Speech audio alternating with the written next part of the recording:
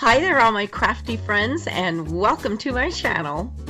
Say goodbye to a not-so-pretty cell phone holder. Today I'll show you how to take a boring white plastic phone holder and turn it into a beautiful work of art.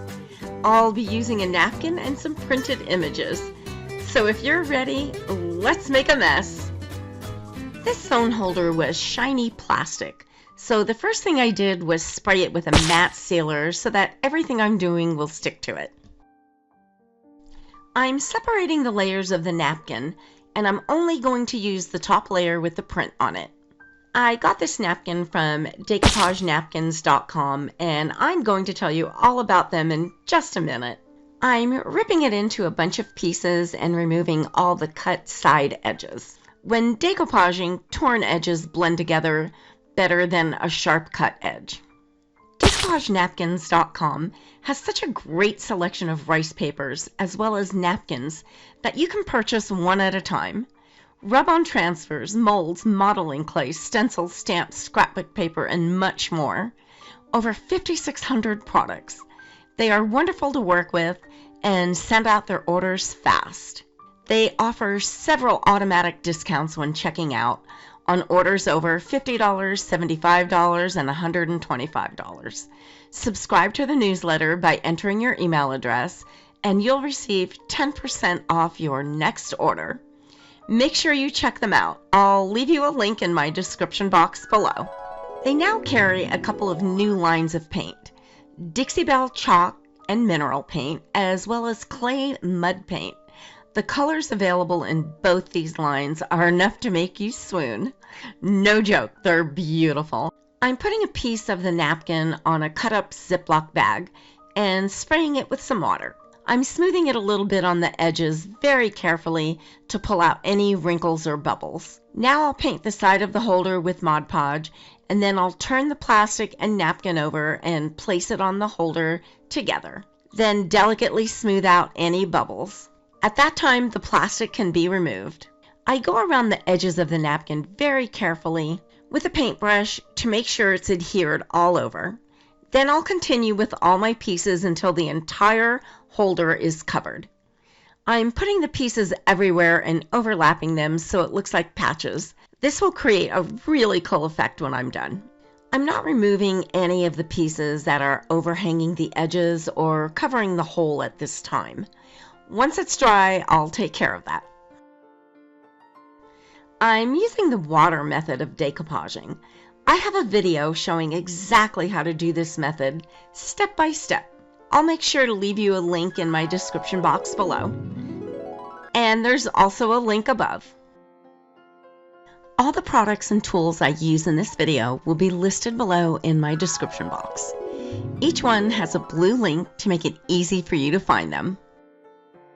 All the products and tools I use and recommend in my videos have been tested by me. I won't suggest something that I haven't used myself. Also, any of the product links I provide you with are safe for you to click on. Now that the Mod Podge is dry, I'm going to remove the paper from the hole in the back and sand around the edges. This will shear off the overhanging paper and cut it clean, leaving a perfect edge. If you're enjoying this video, please let me know by hitting that like button. And why not share this with a friend? Thanks for doing that. I printed these beautiful roses that I found on Etsy, then gave them a couple coats of matte sealer so the ink wouldn't run, because I'll be decoupaging them in several places right on top of the music note napkin. I cut them out with my Cricut machine. And right now I'm removing all the cutout pieces from my mat. I also gave the phone holder a quick coat of the spray matte sealer to protect the napkin and keep it from wrinkling when I added more Mod Podge. Mod Podge is water-based and will re-wet your napkin, causing bubbles and wrinkles. If you're going to add more Mod Podge, make sure you seal the item with a spray sealer first. I'm smoothing the rose down with my brush and some Mod Podge. I'm only able to do that because I sealed the images with a matte spray. And please don't use Mod Podge as a final sealer. It doesn't perform well in that capacity. One of the best sealers I've used is Polyvine, which is a way better option. It's heat and water resistant, and there are several formulas. I also get that from DecoupageNapkins.com. I'll make sure to leave you a link. I did a video using Polyvine as a decoupage glue, and it works very well. I'll leave you a link for that video too, and there is also a link above. I let the roses dry for about an hour and then sanded off anything that was hanging over the edge. This piece is taking on such an antique look to it, don't you think?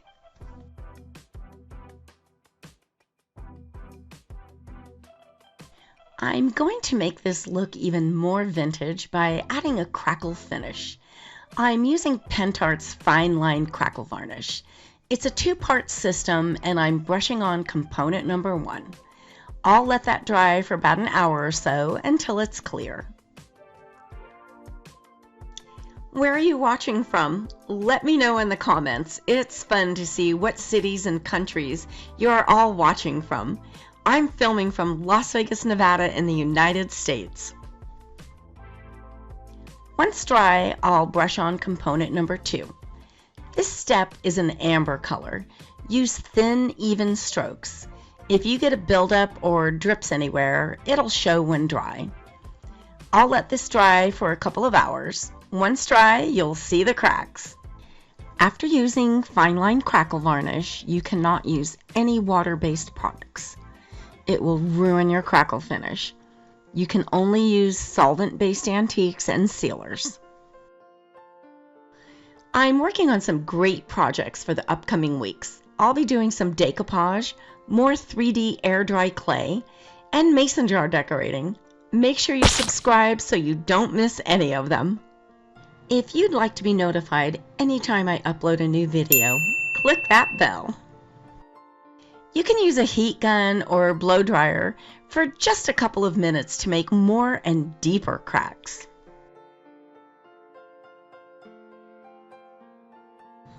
I'm going to add some antiquing, and that will make all the cracks stand out. I'm using Master's Touch oil paint in the color Raw Umber as my antiquing medium. I'm applying it with a soft cloth and then wiping it off right away. It will stay in all the cracks and crevices, making all those nice cracks show up. Oil paint is very reasonable in cost and does the same thing as the expensive antiquing paste. And it comes in various colors, so you can get some very interesting finishes. I did a project using blue oil paint as an antique on a planter. I'll give you a link for that video in my description box below, in case you would like to check it out. Send me a comment and let me know what type of project you would like to see next. Decoupage, mixed media canvases, or more mason jar decorating? Your suggestion could be my very next video. I answer every single comment I receive. I love hearing from all of you and look forward to reading all your comments. I'm going to be adding some silver leafing to the edges of my phone holder. So I'm painting them with transfer gel, and I'll let that dry for about 30 minutes or until it turns clear. It will dry sticky, so the silver leafing will adhere. Both of these products can be found at DecoupageNapkins.com, and of course I'll leave you links. The gel is dry now, so I'm going to add the silver leaf. I'm pulling off strips and laying it on the glue.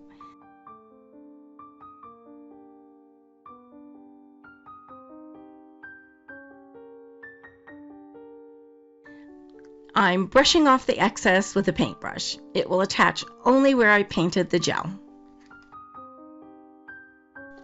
I'm using brush with stiff bristles. A soft brush won't knock off the excess. Now I'm giving the entire holder a coat of clear gloss sealer. I'm using a solvent-based product because of the fine line crackle finish.